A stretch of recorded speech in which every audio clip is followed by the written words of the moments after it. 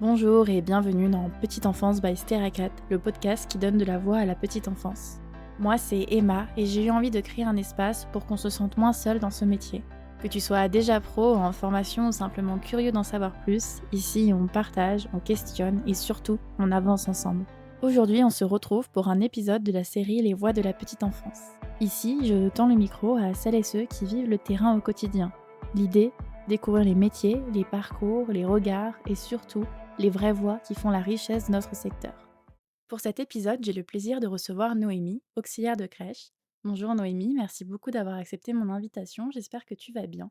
Aujourd'hui, tu vas nous partager ton parcours dans la petite enfance. Bonjour Emma. Alors, j'ai fait mes petites recherches, comme avec tout le monde. Avant de travailler en petite enfance, toi, tu étais coiffeuse, si je me trompe pas. C'est ça. Et du coup, tu es devenue maman. Est-ce que, c'est ta maternité qui t'a fait envie de devenir, pro petite enfance? Oui. Comment tu as eu le déclic? Bah, en fait, j'ai eu un postpartum qui a été un peu compliqué Mmh.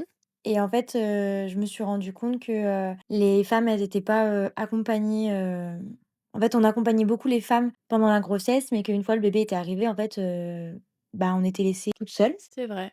et donc j'avais un optique au tout début, en fait, d'accompagner les parents. En fait, c'était vraiment mon optique de départ, donc j'ai fait des formations, pour être coach en parentalité. Ouais. J'ai ouvert mon entreprise et j'ai accompagné les parents. Mais il me manquait l'expérience aussi professionnelle et quand j'ai dû reprendre le travail, je ne voulais pas reprendre en coiffure.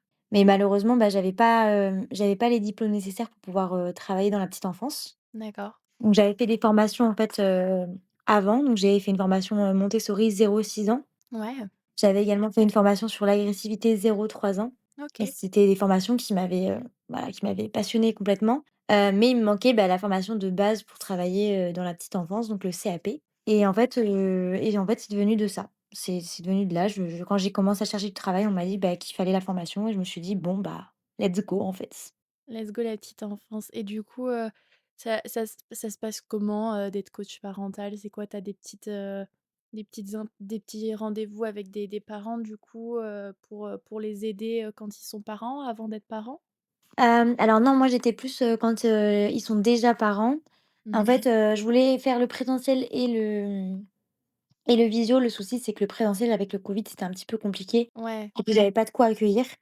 Donc j'ai fait beaucoup de visio et en fait, c'était ça, c'était de d'échanger avec les parents. Donc en fait, j'avais, 2 accompagnements. J'en avais un sur 3 mois et un sur, non, je dis des bêtises. J'en avais un sur 2 mois et un sur 4 mois avec, des séances toutes les 3 semaines. OK. Et en fait, c'était vraiment un visio, alors c'était souvent avec les mamans. J'ai pas eu beaucoup de parents ensemble. J'en ai eu quelques-uns, mais j'ai eu surtout beaucoup de mamans qui avaient des Ouais. difficultés avec leurs enfants, ça peut être de tout style. Et du coup, j'avais un accompagnement qui était plus basé sur, que l'enfant et j'avais un autre accompagnement qui d'ailleurs, c'était celui qui était le plus demandé, où je travaillais et sur le parent, sur, bah, comment lui se sentait, ses émotions, sa patience et cetera, mais à la fois, sur l'enfant. Donc c'était vraiment un accompagnement qui était très complet où on travaillait les 2 et ça permettait d'avoir des résultats vraiment très, très, très complets, en fait. Ouais, ouais, ouais, c'est vrai que c'est intéressant et donc du coup, tu me dis, tu as fait des formations, comment tu les as fait? C'était financé par toi-même? Tu as eu un truc, ça se passe comment pour faire ces formations-là? Alors la formation de coach en parentalité, je l'ai faite avec, la l'école des formations positives, OK. donc en distanciel, que j'ai payé de ma poche. Mmh.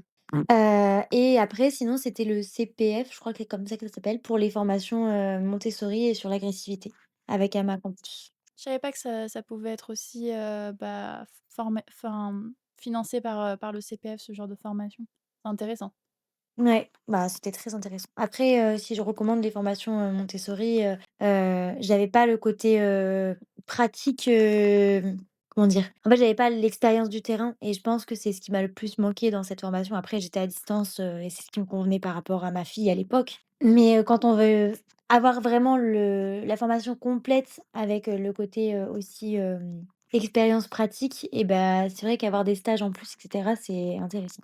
OK, ouais et donc du coup, tu as fait tout ça, ce qui est déjà pas mal et donc toi, tu as fait un CAP, tu l'as fait comment ton CAP? Tu l'as fait, en distanciel, direct, apprentissage?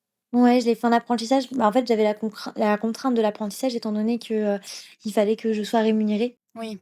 Donc heu, donc j'ai cherché un travail et en fait, j'ai eu un seul entretien, pour du travail et en fait, ça a été la coïncidence, c'est que le même jour, je me suis décidée à passer mon CAP OK. et je m'étais renseignée, sur des formations en distanciel qui ne me plaisaient pas du tout parce que, moi, il faut savoir que je suis très études, mais la distance, c'est Tout le contraire de moi. ouais, moi vraiment, j'ai vraiment besoin d'avoir des études où, je peux vraiment échanger avec les profs en présentiel et je me Mmh. déplace en fait. J'avais vraiment besoin de ça et puis je pense que j'avais aussi besoin, enfin Emma avait repris les cours, enfin Emma avait commencé l'école, j'avais vraiment besoin de sortir un petit peu de ce domaine un peu, maison Je comprends. et donc du coup, bah, en fait, quand je suis allée à mon entretien avec je leur ai exposé aussi un peu la situation et en fait, ils m'ont dit: «Mais c'est génial parce qu'en fait, on ouvre une classe, justement de CAP et pour, bah, passer le CAP en fait en alternance avec eux». OK. Ah ouais, c'est sympa. Donc du coup, c'est quoi? C'est, de la garde, à domicile? C'est ça, en fait, on garde les enfants à domicile, donc ça peut être avant ou après l'école. Ça a été une année de malade mentale. Ah ouais? Vraiment, horrible. D'accord, super. Vraiment très, très, très compliqué. Tu déconseilles du coup? Ah ouais. OK. Donc le CAP en garde à domicile, tu déconseilles? Alors au niveau de l'expérience, c'est très enrichissant, mais par Mmh. contre, quand on a une vie de famille, même quand on n'a pas de vie de famille, enfin, moi j'étais la seule qui était maman, j'étais la plus vieille du groupe en fait et j'avais que les petites jeunettes avec moi Ouais. et même pour elles, en fait, on a plus de vie, en fait, parce qu'en fait, on avait cours la journée, donc on commençait les cours, il était 9h30, on faisait 9h30, 12h15. Ah ouais, c'est genre ah oui, d'accord, OK, je vois un peu le truc, OK. Et du coup, en fait, les journées, elles étaient hyper, cadencées parce que moi, en fait, j'avais des gardes le matin, je commençais à 6h, 6h30 des fois et le soir, bah, en fait, 16h30, et je finissais à 19h30. Tous les soirs quasiment, j'avais que des vendredis où éventuellement, des fois, j'avais pas de garde, mais des fois, la plupart du temps, j'en avais qui m'étaient rajoutés et en fait, bah, j'ai pas vu Emma.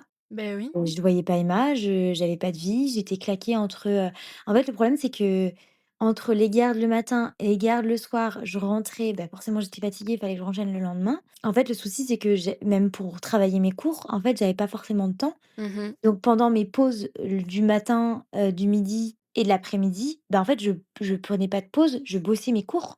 Mais ouais. C'est vrai que je pensais pas que c'était comme ça et en fait, ouais, c'est logique parce qu'en soi, pour avoir ton quota d'heures, tu es obligé de bosser.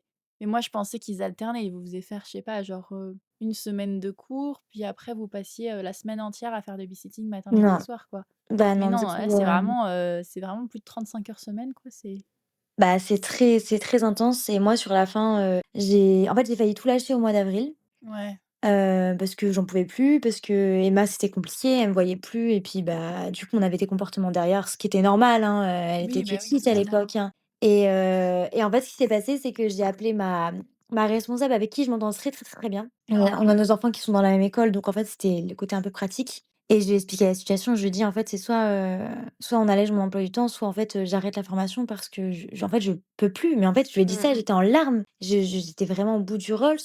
Donc elle Mais m'a en envoyé même temps, faire, 6h30, 19h30, enfin tous les jours, sans voir ta famille. bah, sans en plus, j'avais une demi heure de route, Ah donc ouais, j'avais le trajet en plus c'est horrible. et en fait, elle a été adorable, très compréhensive. Toutes mes gardes du matin, elle me les a retirées, Ah. donc ça, adorable. Bon, bah, mes gardes du soir, bah, de toute façon, j'avais mes familles attitrées, donc de toute façon, elle ne pouvait pas me les retirer, mais elle me disait qu'elle allait essayer, le vendredi, de me laisser au moins mon vendredi de libre, de façon à que je puisse m'occuper de ma fille le soir, d'avoir au moins cette journée-là avec elle. Ouais, et puis tu étais à la fin de la formation, donc bon, c'était un petit peu moins compliqué, je pense, C'est ça et puis, bah, j'avais fait mon quota d'heures parce qu'il y avait même des samedis où j'avais travaillé, en fait, donc Ah beh, si tu ton code d'heure, oui, limite, elle aurait pu tout enlever, quoi. bah, non, parce qu'il fallait quand même, en fait, Oui, les contrats. ouais, il y a quand même les contrats et puis, bah, moi, les familles, elles avaient besoin de moi. Mmh. Parce que j'avais la même famille le lundi et le jeudi, j'avais la même famille. Tous les mardis, j'avais une famille, pareille. Le mercredi, j'avais 2 gardes, j'en avais une le matin et une l'après-midi. Mais, du coup, tu étais payée, en mode apprentissage ou en mode juste tu travailles, comme ça? Non, non, apprentissage. Bah, heureusement parce que OK. du coup, en fait, tu es payé à l'heure. Ouais. Et tu aurais été moins payée, que si tu étais en apprentissage? Ouais. OK. Ouais, ouais. Parce que je sais qu'à des fois, les gardes à domicile, tu peux avoir des meilleurs salaires que quand tu es en crèche ou autre. Mais ça dépend, ouais, ça dépend ce que tu fais par, ouais. Non, parce Les que horaires? les contrats, en fait, en tout cas, c'est des mi-temps. OK, ouais, Ouais, donc un petit peu moins. Bon, bah, tant mieux que tu pu finir et du coup, tu as passé ton CAP et tu l'as eu direct? ah bah, je l'ai eu avec, mention très bien. Parfait ça. Et et du coup, pourquoi le CAP et pas autre chose? Parce qu'il y a d'autres choses, tu as dit que tu t'étais renseignée et cetera. Pourquoi, le CAP directement et pas, je sais pas, AP, éduc, ou autre? Alors auxiliaire, je voulais pas parce qu'il y a le domaine médical. En fait, auxiliaire m'aurait bien tenté, mais le problème, c'est que le côté médical qui me dérange, Ouais, parce que c'est un peu comme moi. ouais, en fait, le côté médical, je peux pas, ma mère est infirmière, mon ex-belle-mère est infirmière, ma nouvelle belle-mère est dans le domaine médical. Clairement, le domaine médical, je connais très bien et ça OK. me tente pas du tout. Et j'appréhendais parce que je savais qu'il fallait faire des stages en hôpital. Ouais. Et bon, tant la formation, ça me dérangeait pas, mais le côté, stage en hôpitaux et cetera, clairement, c'était pas pour moi. Mmh. Et du que je voulais. D'ailleurs, après le CAP, je m'étais dit que bon, j'enchaînerais pas tout de suite les études, mais j'avais l'objectif de passer éduc. Oh, cool. Mais le problème, c'est que j'ai pas mon bac Ah, et du coup, c'est un gros, gros problème. Bah, il faut au moins le niveau bac et sauf que moi, en gros, ouais, mais tu as le niveau CAP, donc du coup, je sais pas si ça peut pas passer quand même, hein? bah, non, je crois pas. Je crois que c'est le niveau auxiliaire. En fait, j'aurais fait mes études en tant qu'auxiliaire puère, j'aurais pu passer EJE, mais le CAP, ça passe pas normalement. Ah ouais, je pensais que ça passait, de juste avoir, je savais pas qu'il fallait, le bac, j'avais pas fait gaffe. Ouais, bah, après tu peux le faire en VAE. Est-ce qu'en VAE, il faut aussi le bac? Non, mais je me vois pas faire une VAE. Ah ouais, OK, J'aime d'accord. trop, bah, en fait, c'est ça, en fait, on a la problématique là, avec les crèches, je sais pas si, enfin voilà, vous êtes au courant, c'est une petite parenthèse, mais, on a une loi qui nous tombe dessus sur les crèches et du coup, notre poste de CAP, il est un peu, Oui, oui. voilà. Et du coup, beaucoup veulent passer leur, diplôme d'auxiliaire en VAE, Mmh. mais moi, je suis pas fan avec la VAE.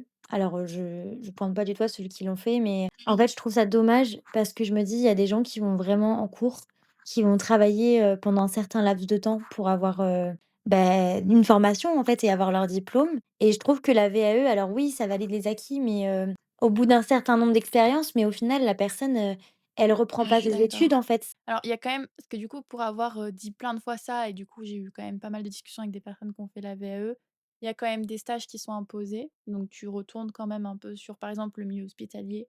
Je crois que tu as un stage, à faire, je suis plus sûre, mais je crois et parce qu'ils veulent, en fait, hein, quand tu passes le diplôme et ensuite tu as quand même des gros dossiers à rendre où au final tu lis les trucs d'études, mais c'est sûr que c'est pas comme les études. Enfin, tu pas Ouais, autant c'est de ça. cours, autant d'heures de cours, de conférences, de machins, de trucs à faire et tout, ça reste fort. Mais après, moi, tu vois, mon argument principal pour dire que je voulais pas faire la VAE, c'était aussi parce que j'ai pas assez d'expérience. Bah oui, mais Une clairement. VAE, pour moi, c'est quand tu as genre, je sais pas, 5-10 ans d'expérience. Quand tu as 2-3 ans, pour moi, tu pas suffisamment d'expérience Ah mais pour clairement, aller vers une VAE, quoi.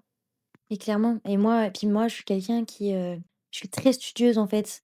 J'adore apprendre, même là encore, je sais que j'en parle avec ma patronne, mais j'adore les formations. Franchement, je pourrais être formée H24, mais j'adore ça, en fait, j'adore m'enrichir. Je trouve qu'il y a toujours à apprendre, il y a toujours, et c'est ce que j'aime d'ailleurs dans mon métier, c'est que je vais pouvoir continuer à me former, au fur et à mesure et je sais qu'un jour peut-être je suis quasiment sûre qu'un jour je passerai le diplôme, de JE, hein, mais j'attendrai parce que franchement, quand on a une vie de famille avec des enfants à gérer et les cours et tout le tralala, mon Dieu, horrible. C'est compliqué. Je crois que dans ma promo là, j'ai pas encore commencé. Bon, quand je sortirai le podcast, j'aurai commencé.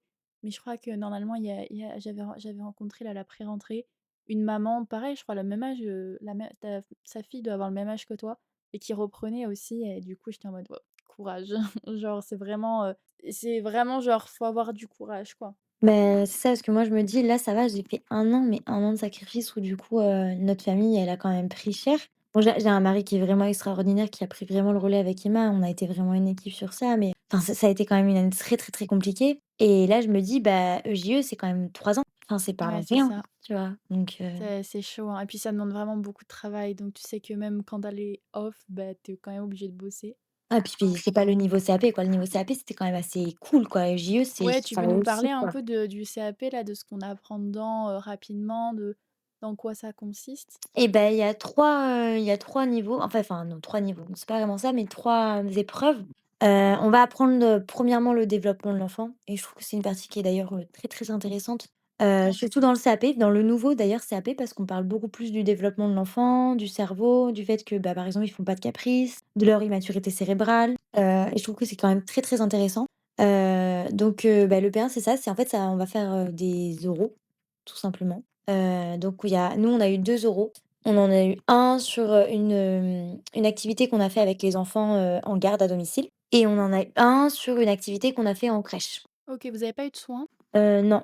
En fait, on a été évalués sur les soins, quand on était en cours, mais on n'a pas eu d'épreuve, Ouais, par OK. rapport à ça. Parce que moi, tu vois, je l'ai fait à distance, du coup, avec le CAP, avec le CNED et du coup, je l'ai passé en candidat libre. Du coup, moi, j'ai eu l'épreuve un peu genre, enfin, classique, un peu, comme tout le monde, on va dire. Parce que c'est vrai qu'à l'école, c'est un peu différent, ils font un peu, enfin, ils suivent le programme, mais du coup, c'est un peu leur sauce. Du coup, j'ai pour le P1, du coup, j'ai eu, toujours, 2 oraux. Enfin, c'en était un seul, mais on avait les 2 dedans. On devait faire un soin et une activité. Présenter un soin, une activité, une fiche soin, une fiche activité. OK. Mais je pense que ça change en fonction de quand tu es à l'école et quand tu es en candidat libre ou quand tu es je pense qu'il y a quelques petits trucs qui peuvent changer. Bah, parce que je pense que quand tu es à distance, en fait, le soin, c'est le seul moment où ils peuvent évaluer comment on fait. Ouais, c'est Alors que ça. quand, du coup, on est en école, en fait, ils nous voient faire puisque, du coup, on a des cours sur ça. Donc je sais qu'on allait dans un autre lycée pour faire des cours sur ça Mmh. et moi, je me Vous souviens aviez un peu de pratique? ouais, justement, bah, ouais, mais notre prof, elle était trop drôle. Elle nous a mis de la moutarde pour nous faire, genre en mode, la selle, quoi. C'était trop drôle. Après ça peut ressembler, hein, les couleurs à des fois, Ah bah, non, mais clairement, parce qu'au début, on s'est tous dit: «Bah, on va faire genre, qu'il y a une selle», mais la prof, elle nous a dit: «Bah, est-ce qu'il y a quelque chose dans la couche?» «Bah, non». «Bon, bah, c'est pas une selle, du coup». On était en mode bah, ah ouais. ouais, en fait, elle fait vraiment le truc, jusqu'à fond, enfin, jusqu'au Bah, bout ouais, en même temps, c'est pratique parce que ça on voit comment ouais, c'est vrai que c'est et c'est génial. On a fait ça sur des vrais bébés, on était vraiment, enfin, elle nous montrait comment faire, elle nous expliquait et puis ça prenait sens, en fait. ouais et du coup, c'est pas mal parce que ça, c'est un truc qui existe plus, même en épreuve, hein, pour beaucoup. Parce qu'au final, quand tu passes, le CAP, au final, maintenant ça s'appelle CAP accompagnement éducatif petite enfance et plus le CAP petite enfance. Oui. Pour le CAP petite enfance, il y avait des épreuves pratiques comme ça, alors que pour le CAP accompagnement petite enfance, il y a plus d'épreuves, pratiques comme ça, sur l'examen et donc du coup, c'est vrai que c'est quand même intéressant que le fait que là, il vous ait quand même fait faire ça et cetera, bah, en fait, c'est top. Mais c'est génial. Après, je pense que le nouveau CAP, ils mettent aussi plus d'accent sur le développement de l'enfant Mmh. Après, j'ai bah, pas eu tant de questions sur ça, hein. bah, nous, nous, pour le coup, on en a plus eu. En fait, on nous a demandé, nous a beaucoup questionné de pourquoi on a choisi cette activité-là.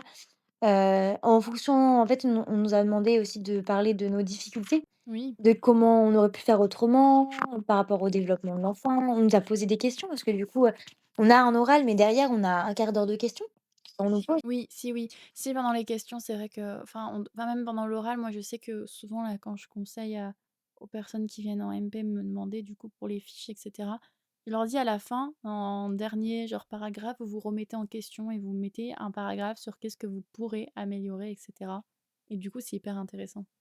Bah, je trouve que c'est super intéressant parce que ça permet de revoir ta pratique professionnelle. Ouais, Parce que, bah, ton comportement n'est jamais parfait. De toute façon, il y a toujours quelque chose à non. revoir et c'est vrai que moi, j'ai trouvé ça super intéressant. Bon, j'avoue, les 15 minutes de questions, moi, je suis quelqu'un qui est un peu stressé et j'avoue que même si je suis quelqu'un de Moi, très j'étais stressée studieuse, de A à ah Z. non, mais oui, je suis quelqu'un de très studieuse et je connaissais toutes mes fiches par cœur parce que faut savoir que dans l'épreuve 1, enfin, dans la première épreuve, on parle du développement de l'enfant, mais il y a, en fait, tout l'univers de la crèche. Il y a aussi Mmh, tout ce qui est juridique, en fait, ça, c'est vrai qu'on n'en parle pas forcément énormément, mais oui, on n'a pas les que des accueils cours, réguliers, occasionnels et les cetera. différents styles de crèche, comment ça se passe, enfin, moi, je sais qu'on avait parlé des PAI, on avait parlé de plein de choses, en fait, comme ça Ah et ouais. c'était des questions Mmh. qu'il fallait savoir absolument pour, Bah oui, bah si, c'est sûr. Les PAI, ils reviennent surtout ils reviennent souvent aussi, tu sais, pour l'épreuve, P3, oui, l'épreuve, assistante, maternelle là ouais. et c'est un truc qui revient quand même pas mal, dans les fiches. Ben nous, on a plus accentué ça sur le P1 que le P3, tu vois? OK, d'accord. Bon après ça dépend aussi de ce que tu parles, hein. Si tu fais un truc, Ouais, ça dépend, ouais, de ce que tu présentes et de ce que tu parles et des profs que tu as en face, hein, parce que chaque prof est différent, au niveau, des questions. c'est ça. Ouais, donc du coup, il y a le P1, du coup, les fiches, du coup, tu as le P2. Est-ce que tu as fait un stage en maternelle ou pas, du coup? Alors en fait, j'ai voulu, mais le problème, c'est que nos périodes de stage se sont retrouvées uniquement pendant les vacances scolaires. Ah Ah, bah, génial. parce que c'était le seul moment où Nounou Adam n'avait pas besoin de nous. Bah, super. Donc en fait, je me suis retrouvée, bah, en difficulté parce que moi, je voulais faire, en fait, à la base, quand j'ai commencé mon CAP, moi, travailler en crèche, c'était juste pas possible. OK. Pourquoi? J'avais vraiment l'expérience des en fait, ma belle-sœur travaillait en crèche et quand elle me racontait, ce qui se passait en crèche et cetera, j'étais en mode: «Non mais moi ça va me convenir, je suis quelqu'un de trop bienveillante en fait, enfin moi il y a pas de Mmh. caprice, on force pas un enfant», enfin et tout ce qu'elle me racontait, j'étais en mode: «OK, non, genre jamais la crèche quoi, Ouais. vraiment jamais la crèche» et du coup, en fait, j'ai l'école de ma fille qui, pratique la pédagogie Montessori donc je m'étais dit: «Mais c'est génial, je vais leur demander un stage». Sauf que, bah, en fait, bah, j'avais pas de période, scolaire. Ouais, c'est abusé. Et vu qu'on avait obligatoirement on devait faire obligatoirement 3 semaines minimum dans une crèche et que nos périodes de stage, c'était par 2. Bah, Ouais. en fait, on avait obligatoirement 2 périodes de stage qui étaient dans des crèches OK. et du coup, bah, j'ai pas voulu chercher dans les centres de loisirs parce que ça m'attirait pas du tout. Mmh. Donc en fait, Ouais, ça aurait peut-être pu être intéressant pour le P2 et encore. Mais je trouve ça quand même assez mauvais, qui t'empêche de faire un stage en mater alors que enfin en maternelle parce que, bah, au final, c'est quand même une épreuve, quoi. bah, c'est ça. Mais bon, après du coup, dans tous les cas, l'avantage que j'avais pour le côté maternel, c'est que en fait, j'ai travaillé une semaine en tant qu'ATSEM dans une Oh, école OK, d'accord. où j'avais travaillé une semaine, avant de reprendre mes études, au mois de mai. Donc du coup, j'avais déjà l'expérience un petit peu de ce que c'était OK et du coup, tu as fait tes stages en crèche? Alors que tu et aimais du pas coup, ça? j'ai fait mes 3 semaines en crèche Et ça s'est bien passé? et j'ai détesté. Ah OK, tu as détesté? Super. En fait, mes 2 premiers stages, je suis tombée dans une crèche, pas bienveillante Ouais.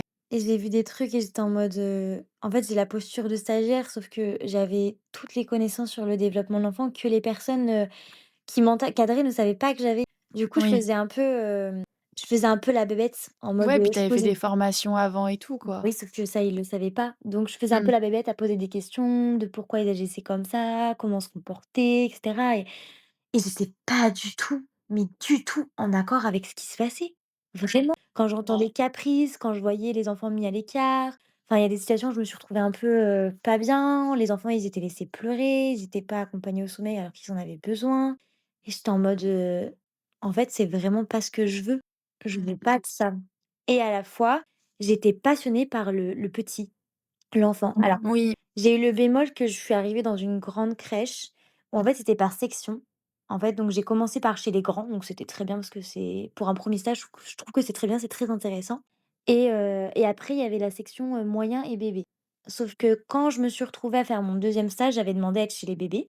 Ouais. Sauf qu'entre temps, en fait, les sections, elles s'étaient séparées et c'était passé de 2 sections à 3 sections. Ah. Et au lieu de me retrouver chez les bébés, je me suis retrouvée chez les moyens. Donc en fait, il y avait pas grande différence avec, les grands. Oui, ouais, c'est vrai. Et du coup, en fait, bah, j'étais un peu dégoûtée parce que j'ai pas pu m'occuper des bébés, j'ai pas pu préparer un biberon, j'ai pas pu donner un biberon, enfin Alors que c'est l'échantillon quand même quelque chose qui est important à connaître, quoi. beh, c'est ça et quand j'ai demandé parce qu'en fait, je me suis retrouvée, malade la première semaine, je me suis tapé une gastro fulgurante. Super. Donc j'étais absente, bah, en fait, j'ai fait le lundi, j'ai chopé ma gastro et en fait, je suis revenue que le vendredi. Mmh. Donc quand le vendredi, j'ai demandé à changer de section, en fait, il était trop tard parce qu'il me restait que 3 jours la semaine d'après Ouais, OK. et du coup, bah, ils me l'ont refusé. Ça leur importe quoi que tu changes de section? Enfin, je comprends pas. Bah, la directrice était pas ouf. Ouais, ouais, mais du coup, oui. Voilà, elle était pas ouf et mais mon deuxième stage s'est quand même un peu mieux passé que le premier. Elles étaient quand même un peu moins, dures, disons, avec les enfants. Oui. Donc j'ai quand même plus apprécié et mon troisième stage, du coup, je l'ai fait dans une autre structure où pour le coup, les professionnels, elles étaient quand même beaucoup plus bienveillantes. Il y avait quand même des choses qui me tiquaient un petit peu, dont le fait de laisser pleurer un enfant. Oui, bah, ça Moi, je suis archi contre et je sais que ça m'a été reproché à mon stage. C'est la seule chose d'ailleurs qui m'a été reprochée, c'est qu'il fallait que je m'endurcisse pour, apprendre à laisser pleurer un enfant ah, cette phrase, et endurcir.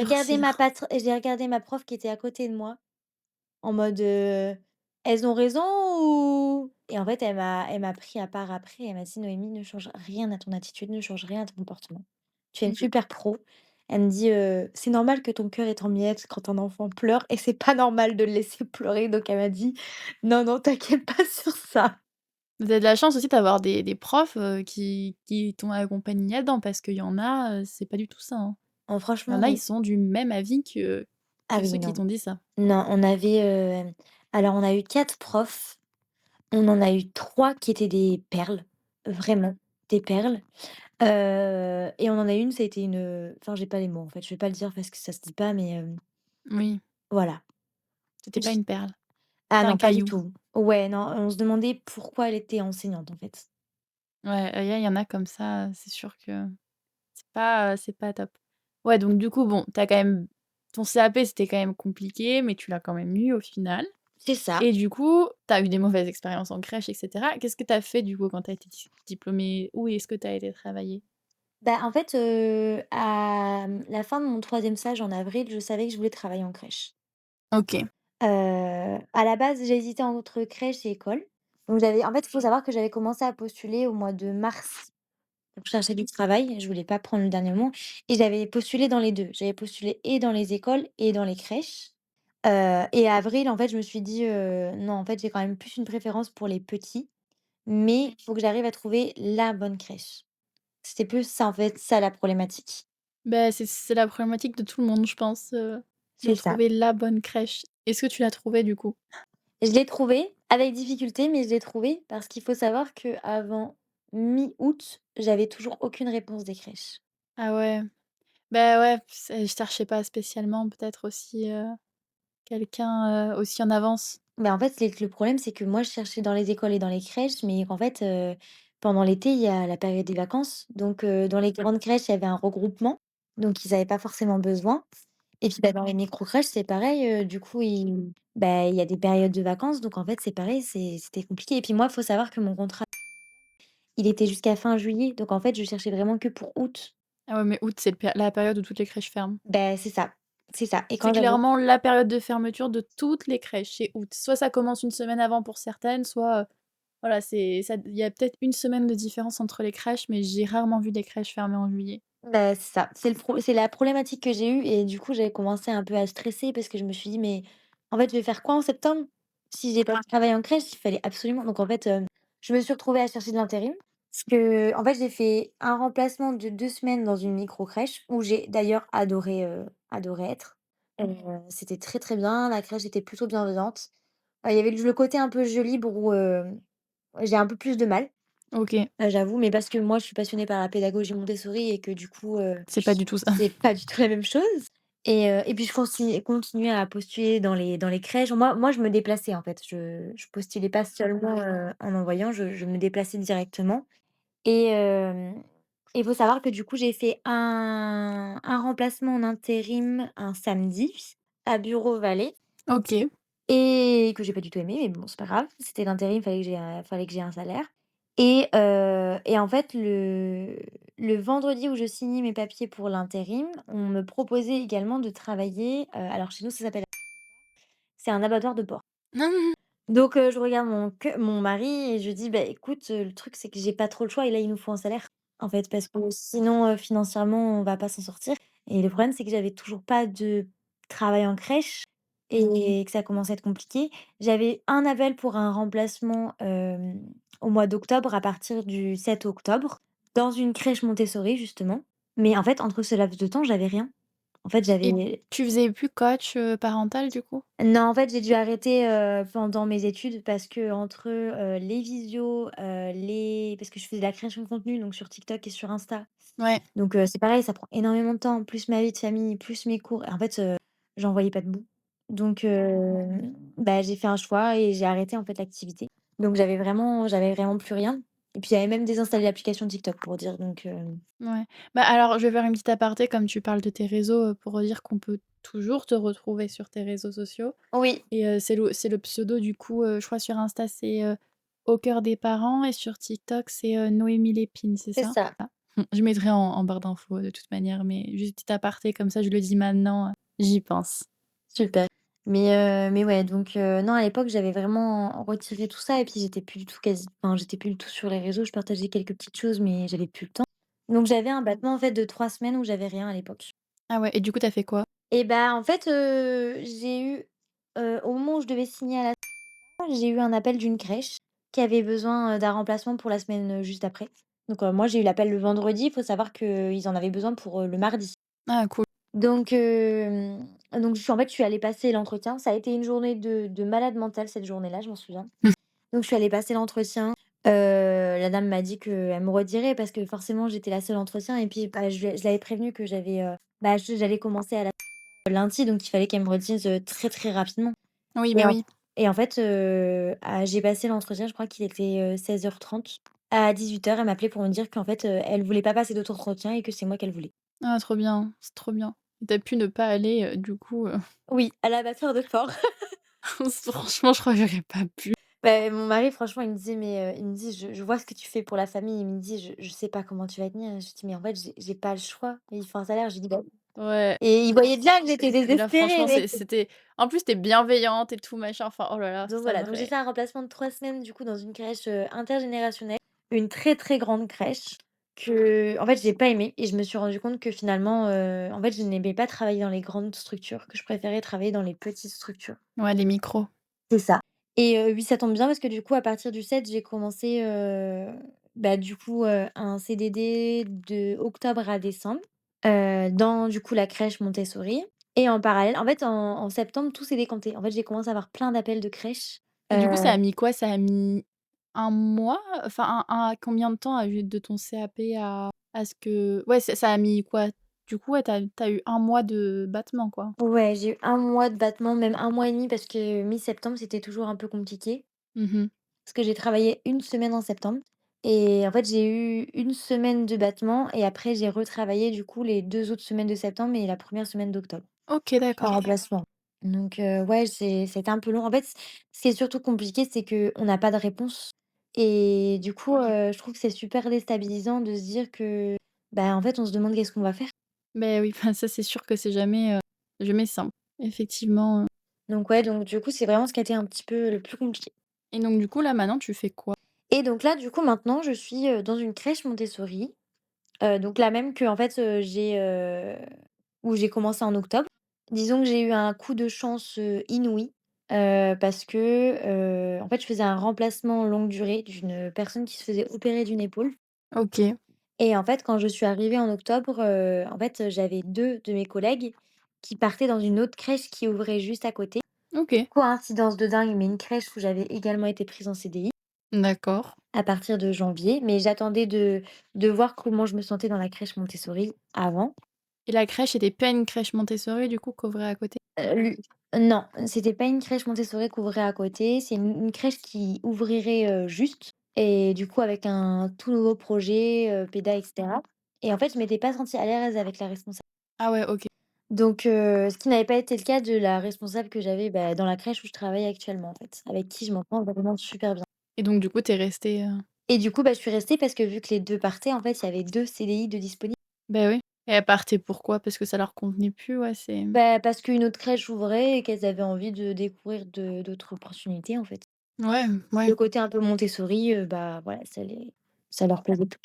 Mmh. Après elles étaient enfin, il y a eu un peu des différends, disons, avec la responsable et c'est vrai que, en fait, ma responsable était très, très, très Montessori et je pense que les filles, elles en avaient marre du côté trop Montessori. Ouais, elle était too much.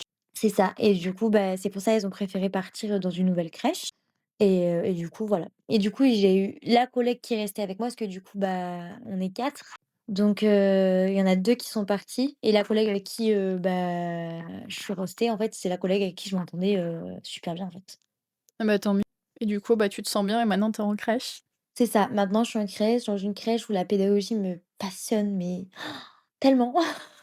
Plus, plus, plus. Et du coup, ouais, j'avais une question aussi, du coup, tu as fait vachement de formations. Qu'est-ce que ça t'a, apporté, pour ta pratique auprès des enfants, en plus de ton CAP? Bah, déjà la formation Montessori m'a beaucoup appris parce que en fait, j'ai fait une formation 0-6 ans. Mais il faut savoir que la formation, elle a été hyper rapide pour moi et niveau du timing, j'avais un peu, mal géré mon truc, donc j'ai plus accentué sur le 0-3 que le 3-6 à la base. OK. Mais du coup, au final, en fait, toutes les bases du 0-3, bah, j'en avais énormément quand j'ai commencé à travailler en crèche Montessori, donc ça m'a beaucoup appris. J'avais juste, le côté, pratique. Je l'avais eu qu'avec ma fille, donc forcément, c'est différent et puis c'est différent quand tu le fais à la maison et quand tu le fais en collectivité. Donc ça m'a appris à, bah, qu'est-ce que c'est déjà la pédagogie Montessori? La posture de l'éducateur, comment on fait, comment on prépare les plateaux, comment on présente l'activité. En fait, Mmh. ça m'a donné toutes les bases, en fait, pour la crèche. Et puis du coup, quand tu as été embauchée, tu as même pas eu besoin de refaire de formation ou quoi que ce soit? Non, j'ai pas refait de formation. Alors, il a fallu bien évidemment que je me remette dedans, donc qu'on me représente l'activité parce que, les activités que moi j'avais appris et que je faisais avec ma fille, elles étaient différentes de la crèche puisque là, il y avait toutes les activités, de soins à l'environnement et de soins, à la personne, comme, par exemple, laver les mains, enfin, en fait, on a plein d'activités. Laver les mains, arroser les plantes, laver les vitres, en fait, il y avait tellement d'activités où il faut qu'on soit, formé pour savoir comment on apprend à l'enfant, en fait, comment on présente à l'enfant Ouais, ouais, je comprends. et du coup, ça, c'est les filles de la crèche qui m'ont présenté les activités et j'ai pu direct mettre en application, en fait, derrière. Ouais, au fur et à mesure. Ouais, mais du coup, ouais, ça t'a vachement, apporté, de faire des formations et tu du coup, tu veux en refaire, tu disais tout à l'heure, Oui, oui, oui, bah, après là, bon, la grossesse s'est mis, mais à la base, en c'est travers. ça, mais à la base, j'avais parlé d'une formation sur le sommeil avec, ma responsable, Mmh. parce qu'elle avait, des formations avec Héloïse Junior.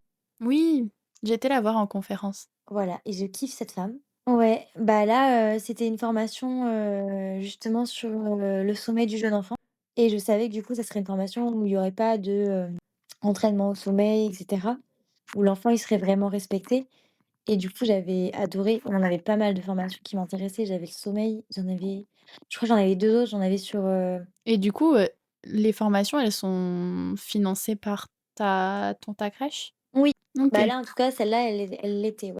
Ça, c'est cool. Il y a des crèches qui font pas de formation. Donc ça, c'est cool que, les crèches te proposent de te former, continuellement. Ah bah, oui. Bah, là, je sais qu'il y a des formations sur le SST. Bon, après, je l'ai fait pendant mon CAP, mais je sais que c'est pareil, c'est quelque chose qui me plaît aussi beaucoup, qu'elle, refaisait chaque année, donc c'est voilà et puis même, nous, dans notre, journée pédagogique, on a en fait, on a vraiment une patronne, mais plus humaine, il y a pas. Franchement, plus humaine, il y a pas. On a eu une journée, pédagogique, au mois de mai et en fait, on a fait une formation sur, la comment ça s'appelle? Ah, c'est les massages des pieds, le Je la sais pas. réflexologie. Ah OK, d'accord. On a eu une formation sur la réflexologie, du coup avec une personne qui travaille dedans et à côté de ça, l'après-midi, en fait, on a eu le choix entre se faire, masser le dos ou avoir une séance d'hypnose. Oh, c'est top! Donc non franchement, on a vraiment une C'est respons vraiment un bien-être, quoi, pour, oh la oui, journée péda. oh oui, une patronne qui est vraiment très à l'écoute de notre bien-être, même dans tout ce qu'elle peut mettre en place dans la crèche. Ouais, c'est top. Et même du point de vue personnel, enfin moi quand j'ai eu des difficultés avec ma fille ou autre, enfin elle a toujours, été hyper bienveillante. Enfin là, je sais que la grossesse par exemple, à la base c'était pas trop prévu. Enfin j'ai signé un CDI en décembre, bah, c'était pas trop prévu dans le programme quoi et elle a été adorable et puis je me suis retrouvée en arrêt, au bout de 6 semaines de grossesse Ouais, et c'était pas prévu non plus et en fait, enfin, en fait, le travailler dans une crèche Montessori où même ta responsable, elle incarne les valeurs, oui, de beh, en fait, c'est une crèche bah, de où toute on s façon, quand tu as une crèche où tu es bien traité et cetera, c'est franchement le la meilleure chose qui puisse arriver. ah mais clairement, franchement, si, je conseille à toutes les personnes qui travaillent en crèche ou même dans tout travail, de toute façon, si vous êtes dans un endroit où vous vous sentez pas bien, mais quittez-le. Non, je suis Enfin, d'accord avec toi. on Du coup, y moi, est j'ai la tout majeure quitté. partie du temps. Bah, ouais, mais on y est la majeure partie du temps au travail, donc si on s'y sent pas bien, si on a des patrons qui sont bêtes, qui sont pas compréhensifs, en fait, ça sert à rien. Ouais, totalement, totalement. Mais bon, malheureusement, c'est que c'est rare aussi les crèches où ça se passe bien. Faut réussir à trouver. Tu as eu de la chance, donc tant mieux, j'ai envie de te dire. Oui, c'est sûr. Mais c'est vrai que est-ce que du coup, tu peux nous décrire un peu ton métier d'auxiliaire de crèche? En quoi est-ce que ça consiste? Genre, bon, pas une journée type, mais voilà, en quoi ça consiste d'être auxiliaire de crèche? Bah, après, je peux donner un peu mes journées types, Ouais, vas-y. mais en gros, nous, on a des horaires, donc on a des horaires de matin, Mmh. où on va commencer à 7h30. La personne du matin, c'est elle qui va préparer tous les repas. Donc en Mmh. fait, on est livré par, bah, nous, en tout cas, comme ça dans notre crèche, ça se passe comme ça, mais nous, on est livré par un organisme et en fait, la personne qui arrive le matin, elle va, préparer tout ce qui est les plats des bébés. Donc elle va peser, tout ce qui est, bah, la viande, la purée et cetera. Elle va préparer également le repas des grands. Donc les grands se servent en autonomie, mais tout ce qui, par exemple, va être, les compotes et les fruits, par exemple, pour le goûter ou le midi, ça, on va les préparer en avance. Donc ça, c'est la fille du matin. Après, bah, forcément, il y a tous les accueils. La deuxième fille arrive à 8h ou 8h30, ça dépend du premier enfant qui arrive. Donc faut toujours qu'on soit au moins, en fait, à partir du moment où on est 3 enfants, il faut qu'on soit 2. OK. Donc Vous avez pas ce truc d'être même à un enfant, d'être, d'être 2 pour le moment? Non, à partir du maintenant, on l'a mis en place dans la crèche, là, depuis septembre. Mais avant, non, on pouvait être en seul jusqu'à 3 enfants. À partir du quatrième, du coup, il fallait qu'on soit 2. Mais depuis septembre, du coup, nos horaires ont changé, ce qui fait qu'en fait, dès le premier enfant, on est toujours 2. Ouais, bah, ça, c'est avec les nouvelles lois et tout maintenant, C'est ça, ça va devenir la norme. c'est ça. Donc du coup, ça, voilà, ma patronne, elle a été très réceptive sur ça. Donc il y a une personne, du coup, la deuxième personne, donc arrive à 8h. Après, bah, forcément, c'est l'accueil des enfants. On est soit dans le groupe des grands quand on est du matin ou du soir, soit dans le groupe des petits, D'accord. quand on est de journée. Mmh. Donc soit l'horaire de 8h-16h, soit l'horaire de 9h-18h. Et après, bah, en fonction de là où on est, chez les grands, du coup, ça va être, bah, les activités plateau, accompagner les enfants, les accompagner aux toilettes si pour ceux qui vont aux toilettes, faire les changes debout parce que nous, on est dans une crèche où les grands, ils font leurs changes debout. Donc ils vont être en autonomie, donc on va être là à les guider, les accompagner. Ils vont sortir dehors quand ils auront besoin de sortir dehors. Ouais. Souvent le matin, ils sortent au moins une fois dehors, on trouve que c'est super important. Vous sortez même, par toutes les intempéries du coup? Oui, parce qu'ils ont des combinaisons intégrales et donc du coup, ils Bon, sortent. c'est top. Ouais. Après quand il pleut trop, en général, les enfants, ils veulent pas trop rester dehors, donc là, effectivement, ils rentrent et du coup, on va plus, essayer de prévoir des activités où ils vont pouvoir bouger. Souvent, quand ils sont trop nombreux, on peut les séparer en 2 groupes. Du coup, il y en a une qui reste, dans le groupe avec les activités et une autre qui va, dans la chambre où on va avoir, du Snozellen, un parcours de motricité, des trucs comme ça. Ouais, histoire que ça bouge un peu. C'est ça, donc voilà. Et puis, bah, chez les bébés, de toute façon, c'est un peu la même chose. On accompagne les bébés, on les change quand il y a besoin, on fait des lavages de nez, on les accompagne au sommeil s'ils ont besoin. On a eu un gros groupe de bébés là, qui ont eu besoin d'être tous accompagnés au sommeil. Ouais, ça, c'est fatigant. Ouais, c'est épuisant et puis en fait, on est toutes pareilles, c'est qu'on laisse pas un bébé pleurer. Mmh. On est tous dans le bien-être des enfants et c'est vrai que, il y a des journées qui étaient sacrément intenses. Ouais, avec les groupes de bébés quand, enfin moi là, j'ai fait une crèche, une grosse crèche en multi. Du coup, j'étais groupe de bébés et je suis tombée sur un groupe de bébés qui avait vraiment genre tous besoin d'accompagnement au sommeil et franchement c'était épuisant sur le fait qu'en soi, va on les accompagne au sommeil, mais en fait, c'est surtout que moi, ça me faisait trop la peine parce qu'on pouvait pas tous les accompagner en même temps au Ouais, sommeil c'est ça. et à des fois, ils avaient tous envie de dormir en même temps au sommeil. J'étais en mode: «Je suis désolée, je sais pas quoi faire» et je me j'ai enfin j'ai souvenir d'une collègue où on avait un bébé dans les bras et avec nos pieds, on avait 2 transats dans les tu sais, on balançait les transats et tout. Enfin 3 bébés, enfin c'était épuisant, Bah oui. épuisant. Nous, on n'a pas de transat parce que ma responsable, elle est vraiment motricité libre à fond Ouais, et du coup, on a des doumous. Mais du coup, bah, oui, ça se berce pas les doumous. Mais ça m'est arrivé effectivement en fait, de prendre des doumous, de les bercer sur mes jambes parce que j'avais les bras en compote. Après, nous, on a le portage. Donc ça m'est arrivé d'être chez les grands et de me retrouver avec un bébé en portage, devant moi. mais ouais, moi j'adore le portage, Moi, je kiffe mais ça. j'ai jamais eu dans les crèches. Bah, c'est pas toutes les crèches qui le font malheureusement et après c'est pas non plus toutes les pros qui aiment ça non plus. Moi, je sais que je suis une Ouais, pro qui adore ça et j'ai aucun problème. beh, je trouve ça tellement plus pratique, enfin je sais pas, d'avoir le porte-bébé ou l'écharpe que de l'avoir dans les bras, quoi. Bah, c'est même pour les bras, les épaules. Moi, à la farce, j'ai plus de bras, j'ai plus d'épaules, hein. Ah bah, moi j'ai trop mal. Ah bah oui, à la fin de la journée, faut aussi penser à nous, hein, parce que dans, 15-20 ans, Ah bah, moi, je suis déjà chez la kiné là, ça y est. Bah, voilà, tu vois, j'y bah, vais cet après-midi donc c'est ça. aucun problème là-dessus, je suis cliente fidèle. Faut se préserver un maximum, mais après, c'est vrai qu'il y a aussi le problème qui fait qu'il y a beaucoup de crèches qui veulent pas qu'on porte les bébés. Enfin, moi, j'ai eu des crèches où, bah, non, faut pas trop les porter, voilà, il faut qu'ils apprennent à s'endormir tout seuls, on a d'autres bébés à gérer. Bah oui, mais en fait, la plupart des enfants, ils ont besoin de cet accompagnement au sommeil. Enfin, avant 1 an, je suis désolée, mais ils étaient encore dans le ventre de leur maman, il y a peu de temps, en fait, donc Mmh.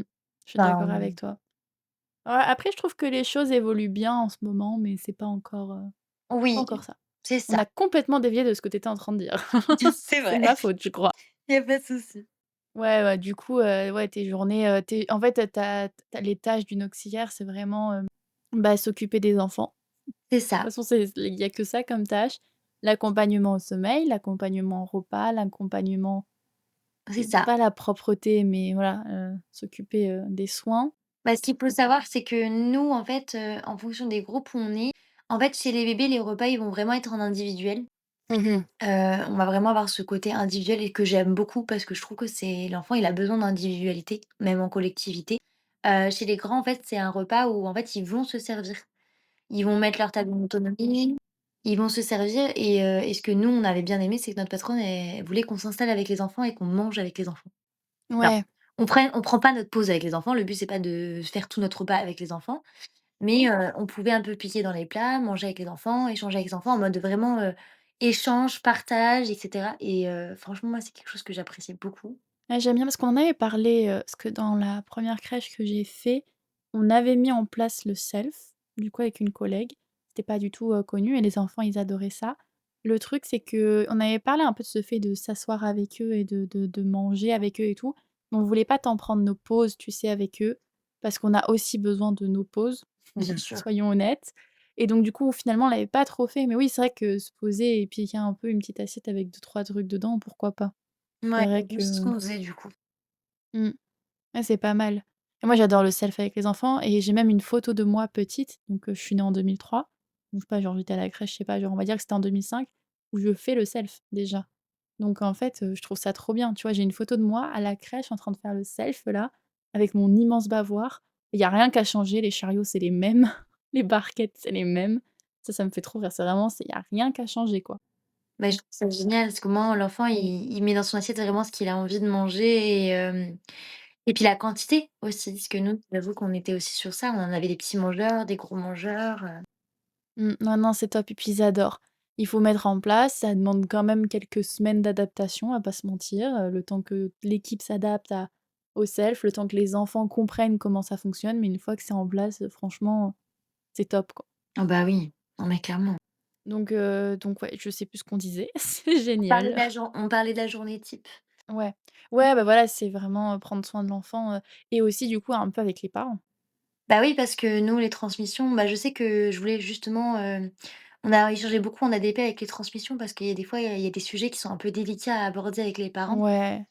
Et moi, j'avoue, j'ai un peu cette posture de, bah, coach en parentalité et le truc, c'est que des fois, j'ai quand même, le truc de me dire: «Bah, oui, mais j'ai» enfin, c'est pas en fait, c'est pas pareil. Il y a des fois, j'ai envie d'apporter, bah, mon aide aux parents, leur apporter des conseils quand ils en ont besoin et cetera, mais j'ai pas le temps nécessaire que j'avais quand je faisais mes coachings et du coup, c'est vrai que des fois, c'était un peu délicat de devoir un peu, dire les trucs et je sais qu'on en avait beaucoup, beaucoup, beaucoup parlé en ADP, mais on en avait aussi beaucoup parlé avec ma responsable.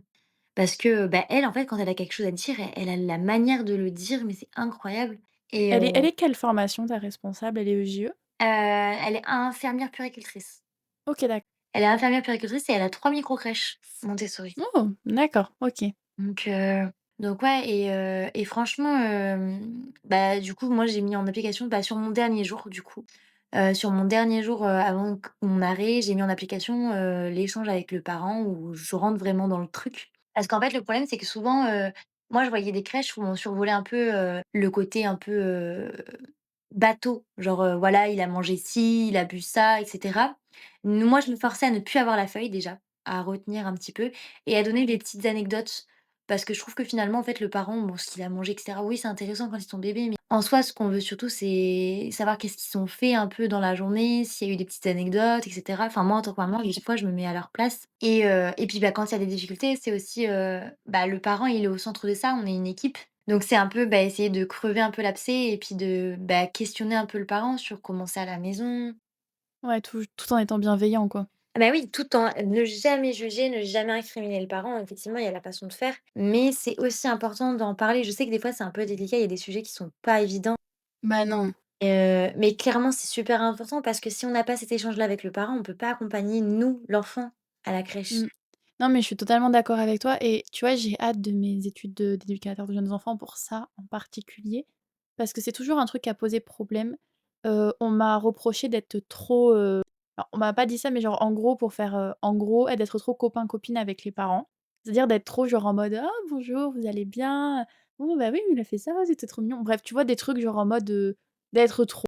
je sais pas, gnangnan, trop copain, copine et tout et moi ça m'a toujours posé problème parce que je me suis dit: «Mais en fait, qu'est-ce que je fais?» genre, je dis quoi? Genre, je dis des trucs basiques et puis genre il y a aucun lien qui se crée alors qu'en fait ils me confient leur enfant toute la journée, enfin, ils sont quand même censés avoir confiance en moi, je sais pas, genre bon, genre, enfin, il y a besoin d'avoir un lien, enfin, j'ai leur enfant toute la journée, Bah, enfin, oui, ils me confient et cetera donc bon, mais ça a moi toujours je été suis comme ça, un hein. Moi je ouais, suis ouais, comme ça, hein. Franchement et ouais, j'ai ouais. jamais je sais qu'il y a des crèches où ça a passé moins, surtout dans les grandes structures, mais ma responsable, elle a fait exactement la même chose, hein. Non, mais non, moi je sais que c'est bien, tu vois? Mais voilà, c'est le problème, c'est que tu sais jamais comment aborder les trucs, tu sais, avec les équipes et tout. Moi, ça m'a toujours été reproché et puis moi, ce qui a été toujours compliqué, c'est, tu vois, les quand il y a des choses qui se passent mal avec un enfant mordeur, un enfant tapeur, enfin, tu vois, tout ça. Genre les grosses problématiques un peu de base. En fait, j'ai toujours, moi, je voulais toujours bien dire les choses aux parents et tout ou même à des fois, enfin, voir comment on pouvait faire évoluer les choses, sans accuser l'enfant et en fait, j'ai eu des collègues qui débarquaient devant les parents le soir et qui genre limite, enfin engueulaient leur enfant, devant l'enfant et les parents en Ah disant: mais «Il a horrible. tapé toute la journée, là c'est plus possible, il faut faire quelque chose» et moi j'étais en mode: bah non», tu vois? Genre, «Propose-lui des solutions», je sais pas et j'étais en mode: «Bah non» et du coup ça m'a c'est un truc qui est enfin les transmissions aux parents, c'est un truc qui est ultra important pour moi et en fait, j'ai trop hâte de enfin, je pense que si je pouvais avoir une formation, de 2 semaines sur ça, je le ferais, tu Ah mais clairement, moi c'est pareil, j'avais demandé si les formations, elles existaient sur les transmissions. Ouais. Non, mais en fait, c'est un truc tellement important, c'est un truc qu'on met tellement de côté parce que c'est dans le CAP, on a voilà, on s'occupe des enfants, on prend soin d'eux, de leur développement et cetera. Mais il y a aussi une partie parents professionnels qui est tout aussi Ah importante. mais oui, mais moi franchement je trouve ça super enfin, je sais que je pense que clairement ma formation sur, le coach en parentalité m'a beaucoup aidée dans les transmissions et sur comment amener les choses. Mais ça, c'est top parce que tu vois, tu peux aider ton équipe aussi à bien amener les choses, enfin ça, c'est Ah top, hein. mais totalement et puis même il y a des parents où du coup qui sont plus à l'aise avec certaines personnes. Moi je sais que bon après de là à être copain copine non, mais je sais que j'avais un bon lien avec quasiment tous les parents de la crèche où j'avais, mais par contre quand il y avait, quelque chose qui s'était passé, j'incriminais pas l'enfant. Enfin, je lui disais: «Bon bah écoutez, il s'est passé ci, il s'est passé ça», mais j'amenais quand même du positif parce que si le parent il arrive, qu'on lui balance du négatif, souvent moi je lui parlais du positif, après je lui parlais de ce qui s'était passé en expliquant un peu le contexte et après, je ramenais du positif où je sais pas, j'apportais des solutions aux parents, où j'expliquais un petit peu ce qui s'était passé, comment on avait fait avec les enfants et cetera. Mais je laissais plus jamais le parent en mode, «Votre enfant est infect, votre enfant mort, votre enfant ta» bah, justement là, le dernier jour, bah, Puis justement, on après, il avait part dans ça. la voiture et la voiture moi j'imagine, tu sais, souvent je crois que j'avais fait une vidéo sur ça. Du coup, font une vidéo, un post, après genre les parents, ils partent dans la voiture et en fait toute la soirée, ils rabâchent à l'enfant genre: «Tu as tapé, c'est pas bien, franchement c'est pas ouf». Dans la voiture, puis après à la maison, puis le lendemain matin quand ils arrivent: «Attention aujourd'hui tu tapes pas». Enfin infernal, Mais moi, en infernal. fait, moi, je vois surtout aussi le parent et je me mets en tant que maman et je me dis: Oui. «Mais en fait, je vais l'avoir tout le temps en tête». Je me dis: «Mais est-ce que mon enfant, il est bien à la crèche?» Tu Mmh. vois? Moi, j'ai aussi ce côté-là en mode, «Mais qu'est-ce que j'ai Tu fait ce de côté mal? Est-ce que je maman. suis pas un mauvais parent?» Ah oui, parce que je suis maman, mais du coup, j'ai ce recul-là et je veux pas parce que moi-même, ça m'a bon après, ma fille n'a jamais eu de mauvais comportements, j'ai de la chance, mais tu vois? Mais je me dis, dès que ma fille, elle a quelque chose ou même à la maison, quand elle a pas le bon comportement, je me dis je m'incrimine direct, tu vois? Je me dis: «Mais qu'est-ce que j'ai fait de mal? Est-ce que j'ai fait un truc de travers?» Enfin et du coup, je me mets à la place du parent et je me dis: «Mais en fait, j'ai pas envie que le parent, enfin, on a assez de culpabilité en tant que parent pour en nous en rajouter une couche quand notre enfant, il a un mauvais comportement». Ouais, non, c'est totalement ça. Donc faut se mettre aussi à la place du parent et enfin, les parents, ils sont pas là de la journée, ils font du mieux qu'ils peuvent. Alors oui, bah, il y en a, bah, des fois, c'est leur premier enfant, donc en fait, ils apprennent tout. Enfin, Mmh. moi, j'en avais beaucoup, c'était leur premier enfant et puis même quand c'est un deuxième enfin, le comportement n'est pas le même. Enfin, moi, j'ai on a eu beaucoup d'enfants qui rentraient à l'école et qui venaient d'être grands frères, grandes sœurs, tu vois? Ou qui allaient avoir un petit frère ou une petite sœur, Ouais. et des enfants, qui se retrouvaient, bah, avoir des comportements qu'ils avaient jamais eu et les parents totalement dépassés et moi, j'étais Ouais, là quand tu as un qui petit frère, une petite sœur, tu changes, hein. bah, c'est ça et puis les parents ils comprenaient pas du coup. Bah, je sais que la justement le dernier jour c'est ça, c'est une petite fille qui était devenue grande sœur et les parents qui savaient plus et on avait vraiment parlé du développement de l'enfant, on avait parlé de l'attachement, on avait parlé de petits tips, qu'ils pouvaient mettre en place, pour que, bah, elle puisse avoir sa place. Parce que, C'est bah, ça. c'est un chamboulement, hein, pour les parents, mais c'est également un énorme chamboulement pour Ouais. les enfants, Nous, on a une heu petite là dans la première crèche où j'étais qui est devenue grande sœur et déjà on a commencé à voir les changements dès qu'il y a eu l'annonce. Enfin, on savait avant même que la maman nous dise qu'elle était enceinte, qu'elle était enceinte. Pas parce que la petite nous l'avait dit, mais parce qu'il y a eu plein de changements, de trucs par rapport à ça. Donc on avait des doutes. Après la maman, du coup, a dit qu'elle était enceinte, donc tout s'est un peu expliqué et elle a changé du tout au tout. Alors à la naissance du bébé, du coup, elle a encore changé et du coup, bah, il y a eu des comportements un peu plus compliqués et cetera que d'autres, mais c'est normal, genre, Mais oui. tu un c'est un enfant genre de 2 ans, 3 ans qui va être, qui va être grand frère, grande sœur, sa maman elle est enceinte, il y a son ventre qui grossit, enfin, tu sais plus quelle place, tu t'arrives pas à bien visualiser quand tu es enfant, je suppose, que va y avoir un petit frère ou une petite sœur directement. Puis après ça arrive, là, voilà, il y a toute une effervescence autour du bébé, donc je pense que c'est ouais, c'est les changements, ils sont assez forts là-dessus. Ah mais c'est clair et puis, ben même, enfin moi je voyais justement c'était, cette famille-là, elle recevait énormément de monde. Ça faisait un mois qu'elle n'avait que des visites, qu'ils étaient jamais, que 4 et du coup j'avais expliqué à la maman que, bah, ça pouvait être un petit peu dur pour l'enfant que elle cherchait sa place en fait. Ouais, Donc totalement.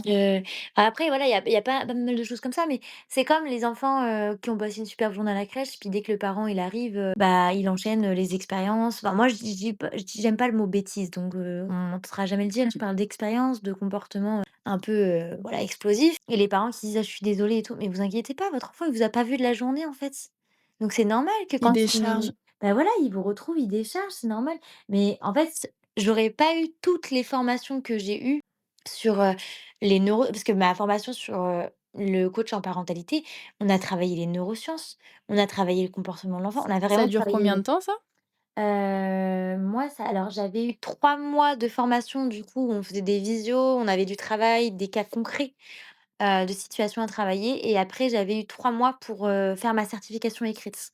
Franchement, c'est top, hein, c'est vraiment pas mal, hein. Ah la formation franchement elle est géniale, elle est très complète et puis, bah, ils font plein d'autres formations également, sur l'enfance. Mais ouais, parce que du coup, ils nous demandent également de lire pas mal de livres. Donc en fait, ça apprend vraiment beaucoup de choses. Et puis même moi, dans les échanges avec les parents, quand j'avais fait des coachings, en fait, moi aussi, j'avais appris, pas mal de choses, en fait. Mouais, et ouais et du coup, pour un peu commencer à conclure, toi, du coup, là, bah, là, tu nous as partagé, tu es en crèche et cetera. Tu avais mis en pause, en arrêt total, ton truc de coach parental. Est-ce que tu dois reprendre, coach parental, en parallèle de la crèche? Bon, là, tu es enceinte, tu as la grossesse et cetera. Mais est-ce que c'est quelque chose que tu envisages, plus tard? Est-ce que tu nous as dit que tu envisageais aussi peut-être d'essayer d'être, éducatrice de jeunes enfants? Qu'est-ce que tu envisages un peu là pour l'avenir?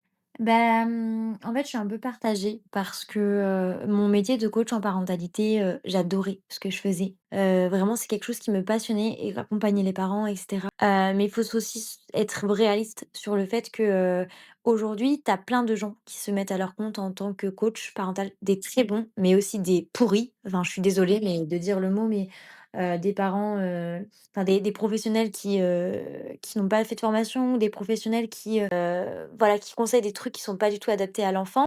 Heu, on est beaucoup aussi dans une dynamique où on parle d'enfant roi, de laxisme, de et moi, c'est quelque chose qui me dérange beaucoup aujourd'hui. C'est également quelque chose que je parle beaucoup sur les réseaux. Je ne me verrais pas, reprendre mon entreprise de coach en parentalité. Premièrement parce que, bah, parce que j'aurais un manque de temps. Là, je suis en arrêt, j'ai du temps, mais je suis réaliste qu'un bébé, ça prend énormément de temps, et j'ai pas envie de délaisser mon bébé, surtout que je vais prendre un congé parental, et que quand je reprendrai mon travail en crèche, bah, je n'aurai encore pas ce temps-là, pour mon entreprise. Donc je sais très bien que je reprendrai pas. Par contre, je me suis rendu compte que le côté réseau m'avait beaucoup manqué. Ouais, continuer à donner des petits conseils et cetera. Ouais. C'est ça. Ça, je vais continuer à le faire, continuer à conseiller, continuer à informer sur la pédagogie Montessori, continuer à accompagner les parents avec humour, en déculpabilisant, sans jugement. Ça, c'est quelque chose que je vais continuer à faire. Sur l'avenir, bah, je pense que dans quelques années, oui, je ferai mon diplôme de JE. J'en suis même, quasiment sûre. Après, mon travail en crèche, je l'aime beaucoup, mais par rapport à la loi qui va passer, je sais pas du tout où ça va être, et j'ai pas envie de me forcer à passer un diplôme, d'auxiliaire par rapport à cette loi. Donc je sais pas si je pourrais continuer à travailler en crèche ou si, peut-être qu'éventuellement si Parce que là, dans ta crèche, vous êtes que des CAP du coup? oui, en fait, dans les 3 crèches de ma responsable, on est que des CAP. Enfin, on a 2 auxiliaires puères dans toute la crèche. Une JE et bah et l'infirmière puéricultrice qui est notre responsable du coup, mais on est, quasiment que des CAP. Du coup, on est toutes concernées quasiment et c'est vrai que enfin voilà, moi faire Laquelle sautera en premier quoi? bah, C'est c'est un peu plus, ouais, c'est tellement plus compliqué que ça, en fait. C'est que, enfin, pour beaucoup, enfin, on peut pas toutes partir en études. Enfin, en fait, on fait tourner la crèche, donc on peut pas toutes partir en études. Des VAE, bah, oui, mais il y en a tellement que enfin, on en a une là qui passe une VAE, elle est depuis plus d'1 an, en fait et elle attend toujours de passer. Donc en fait, les places sont courtes, les beaucoup de personnes veulent faire et puis, enfin, même moi, je me dis: «Je me vois pas passer une VAE, oui, pour toi, une t'as pas loi». envie de le faire, ouais. J'ai pas du tout envie de le faire, et du coup, je me dis: «Beh, de toute façon, si la loi passe et que je peux plus travailler en crèche, bah, pourquoi pas monter une MAM, Montessori, avec, des collègues où on a les mêmes valeurs». Donc Hem, toujours quand même travailler dans la petite enfance, de continuer, quoi. ah oui, ça, c'est sûr et certain que Mais je du coup, continue. monter ta MAM, ça serait du coup, tu ferais pas d'études de JE après ou t'en ferais quand même plus Je pense que tard? j'en ferai. Je pense que le métier de JE, c'est quelque chose qui me passionne et que peut-être même, le métier de JE me permettra peut-être, un jour si je peux plus travailler en crèche parce que je sais pas, j'ai les bras, les épaules, ma maladie parce que, beh, j'ai quand même de l'endométriose et que, c'est une maladie qui empire. Peut-être que du coup, je ferai, JE et que ça me permettra de peut-être, recommencer à être coach en parentalité avec beaucoup plus d'expérience et cetera. Ouais, c'est intéressant, bah, tu des pistes, en fait, ça, c'est bien. C'est vrai que, ouais, la crèche, beaucoup de personnes, je continuerai pas toute ma vie là-dedans, quoi. J'ai quand même pas mal de gens qui disent ça et je suis en mode: «Je peux comprendre». Moi, j'adore. Franchement, je suis passionnée par le métier que je fais. Je pourrais le faire toute ma vie, clairement, je le ferai. Après, je sais que ma santé me permettra pas de le faire toute ma vie. J'en suis consciente. Je sais que j'ai une responsable qui est hyper compréhensible, qui est très féministe et voilà, qui comprend parfaitement ce que c'est l'endométriose. Mais je sais très bien que la maladie, elle évolue et que même si aujourd'hui, bah, voilà, j'ai des journées où c'est super compliqué de travailler, quand je suis en crise, mes collègues le savent. De toute façon, elles me regardent et elles me disent: «OK, voilà, on est là». Là, c'est pause pour toi. Voilà, j'ai eu une seule journée où j'ai dû partir de la crèche parce que j'étais au bout de ma vie. Mais par contre, dans la petite enfance, je suis vraiment passionnée par la petite enfance, par la parentalité, par tout ça et je sais que c'est quelque chose que je continuerai à faire, ça c'est sûr et certain. Ouais, c'est top. Franchement, c'est top parce que ouais, franchement, moi, je trouve ça enfin, ton parcours, il me plaît, j'aime bien, j'adore. Franchement, il est super sympa. Non, non, franchement, c'est top et mais en fait, de toute façon, je pense que tu es d'accord pour dire que la petite enfance, c'est un métier passion aussi, mais Mais c'est vrai parfaitement. que je le dis souvent et que je le demande souvent, mais c'est vrai que c'est un métier qui demande beaucoup d'investissement, personnel, mais voilà, c'est vraiment une passion et je trouve ça bien, enfin, ouais, je trouve ça bien. Après, je vais pas mentir, oui, il y a des journées qui sont hyper épuisantes. On parle quand même de d'être responsable de plusieurs enfants où, bah, effectivement, on a des pleurs, on a des cris, on a des émotions, on a plein de bons moments parce que un enfant, c'est plein de joie de vivre, c'est incroyable. Je préfère largement travailler avec des enfants qu'avec des adultes. Franchement, les adultes, des fois, j'en peux plus. Mais, mais effectivement, bah, il y a des points positifs, des points un peu moins positifs. Mais, si tu es pas passionné, ça sert à rien de travailler dans la petite enfance, hein. Franchement, moi j'en ai vu des gens qui étaient pas passionnés et ça se voyait direct et c'est pas possible, enfin, c'est l'enfant qui prend en fait et l'enfant Ouais, il a je suis rien d'accord demandé. et il y a un truc que je t'ai pas posé comme question, le salaire moyen d'un CAP, qu'est-ce que c'est? Moi, je sais à peu près, mais qu'est-ce que c'est au final? Pour les gens qui Bah, écoutent et qui voudraient se lancer et qui aimeraient savoir, cette réponse. je dirais que si on fait ce travail pour le salaire, vaut mieux pas le faire. C'est ça. Ouais, non, pour moi, c'est je dis toujours, c'est le SMIC. Ouais, c'est ça, moi je suis au SMIC. Ouais, Les CAP, c'est le SMIC. Voilà, faut pas chercher, midi à 14h. ouais, Même, c'est tu vois, en crèche Montessori où, tu sais, des fois, les gens, ils disent que, bon, du coup, les parents payent peut-être plus cher ou que machin, ça reste, le mais en fait, SMIC, ce que quoi. les gens, ils voient Montessori, ils voient le pognon partout, mais Ouais. faut se rendre compte que derrière, en fait, on accueille des enfants, donc il faut du matériel, enfin ma responsable, tu vois, elle a des charges à payer pour les microcrèches qui sont de pire en pire. Faut quand même Mmh, être ouais, ouais, réaliste. Beaucoup parlent de microcrèches qui se font un pognon énorme et cetera, mais je suis désolée, allez travailler en crèche! c'est pas Regardez la rentable. réalité des choses et Mais ça n'a rien à voir. il y a un documentaire sur Arte qui est sorti, récemment à l'heure à laquelle on tourne ce podcast, mais du coup, il y a quelques mois à l'heure à laquelle il sortira. Du coup, sur, tu sais, les crèches là, les grosses crèches, les gros groupes, sur comment ils se faisaient de l'argent et cetera et c'était très intéressant. Mais je crois qu'ils ont parlé des crèches du tertre parce que, moi quand j'ai fait mon remplacement du coup dans la grosse crèche, ils avaient parlé justement de d'un interview ou de quelque chose comme ça sur, justement la crèche qui avait été rachetée il y a 2 ans par un nouveau groupe en fait. Oui, Et ils en parlaient justement, mais en fait, faut penser qu'il y a des grosses structures et il y a des petites structures. Il y en a effectivement qui peuvent peut-être faire des économies en mode, on rationne les enfants et cetera, mais il faut aussi penser que c'était surtout, du coup, le documentaire s'appelle Crèche Razzia sur les bébés et c'est sur Arte. C'est enquête sur la privatisation de la petite enfance et en fait, ça parlait des gros groupes, de comment ils fonctionnaient pour un peu, mettre les crèches, leur donner très peu d'argent et eux se faire de l'argent sur le dos. Du coup, tous les gros patrons, tout le business en fait qu'il y avait eu, par rapport à tout ça.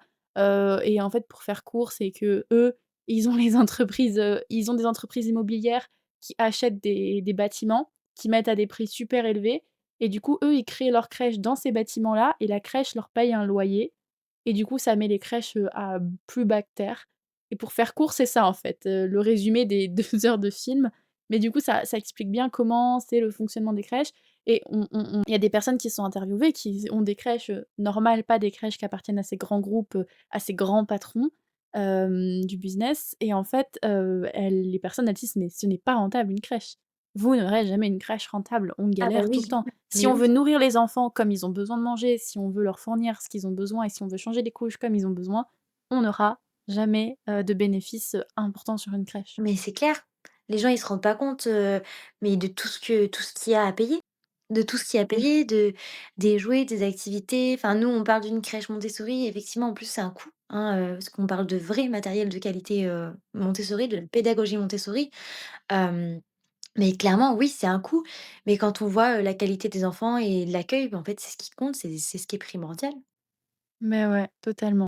Merci beaucoup Noémie pour tout ce que tu as partagé aujourd'hui. Avant de se quitter, est-ce que tu aurais un dernier mot, un conseil pour celles et ceux qui aimeraient se lancer et devenir auxiliaire de crèche?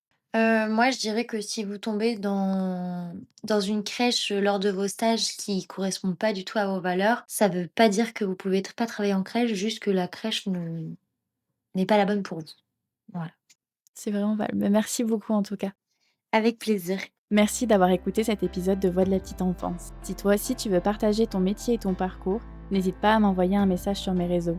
Et si tu veux soutenir mon travail, avoir accès aux coulisses du podcast et au contenu exclusif, tu peux me rejoindre sur Patreon, Petite Enfance by Steracat. À très bientôt pour un prochain épisode.